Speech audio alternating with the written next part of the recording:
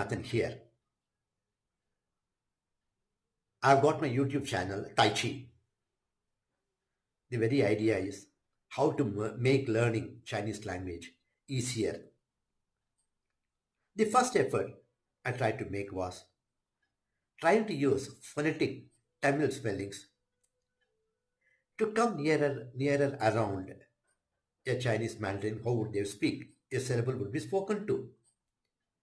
The next attempt was, it is still going on, how to use transliterated phonetic Hindi sounds to generate a very near sound projection of a Chinese syllable.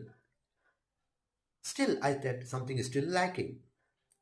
I have come across people whose mother tongue is either Tamil, Telugu, or Kannada, whatever it is, but quite a few of them these days they do not know to write their own mother tongue. These are changed. They are focused only on Hindi, English, or Hindi. That's all. So, if you want to teach somebody who is not very versatile in Hindi, then teach through Kannada or Telugu or Tamil. There is still a difficulty. But they are very fairly conversant with English alphabets, the projections, how they are being spoken to. A further thought came up to my mind. Why not generate an English sound, a phonetic sound, not necessarily the way the English is spoken to. Suppose a Chinese syllable is there, ni, it means you. Why not I write it N-double-E, ni? Anybody will definitely pronounce it properly.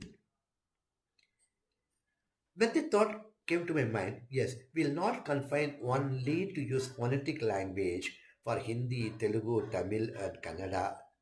Why not first of all start with English, where 90% of the people are fairly conversant with English? It has just given me a further thought that Chinese language can just be learned maybe in Bengali, Oriya, Punjabi, etc., provided they know transliterated or what you call phonetic English. With that phonetic English, the same thing can be transcribed into their mother tongue, maybe Bengali, Oriya, any other languages other than the Hindi, whatever languages I told you. Therefore, hereafter I thought, whenever I have to teach someone else, give them the text. When I give them, share the study material with them.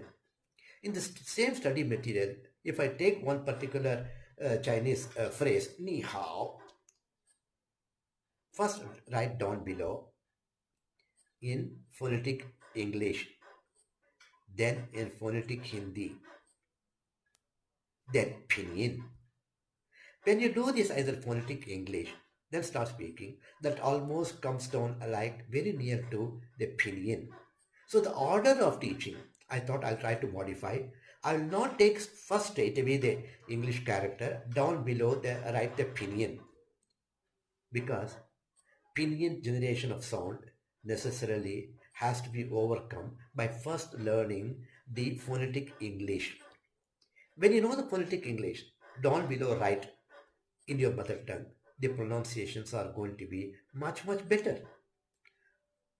With all the teaching experience I've had, I thought, why not make it a try? I tried it on myself, assuming that I'm still not perfect. I'm nowhere near perfection in pronouncing a Chinese syllable. I was assuming that I was speaking very well. But when I started writing it in phonetic English, then I found I'm able to generate a beautiful pinyin sound as what it should be. That coupled up then either with phonetic Hindi, Telugu or Tamil or any other languages, you overcome the hurdle of learning the language. So when we say Mandarin, the immediate thing which puts off people is, oh, it is too difficult to pronounce. My tongue is not rolling. I'm not able to generate the Chinese sounds. I'm always finding, forget the tones, the very initial first tone of a Chinese syllable itself is difficult to pronounce.